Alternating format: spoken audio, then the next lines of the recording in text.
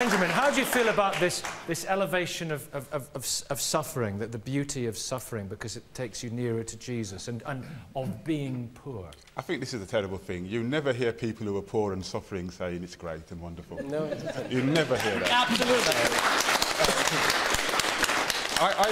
I've been to the mission in Calcutta, and I thought it was really appalling. And I think the bottom line is, we're going back to expenses here. Millions of pounds have been given to that organisation. When you go to that place, that should be a modern hospital. Exactly. With needles for everybody. That should be a state-of-the-art place. But, and she took money from dictators who took money from some of the poorest people in the world in Haiti. Absolutely. That was never fed back to the people in Haiti. It was all given to the Vatican.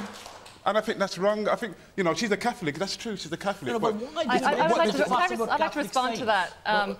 Her mission was not to build hospitals and schools and have, top-notch modern technology. She had the money. She had the money. She could at least give them beds. That was not her mission. Her mission was, first and foremost, to work with the dying and to go out to people on the streets, not for them to come to her, but for her to go out to them. She never did. And usually, can I just finish? Usually they were hours, sometimes minutes from dying. It was not about, That's not true. And she would work with them and then move them to other homes that she had. Benjamin Zephaniah. I heard an example once of a young boy who could have been cured for a simple operation, but Mother Teresa kept him in her place and wouldn't allow him to go down the road and have a simple operation that would have saved his life, and he died there. Do you know the reason why? Why? Well, the reason why is because the former editor of The Lancet, Dr. Robin Fox, actually visited there, and his actual word was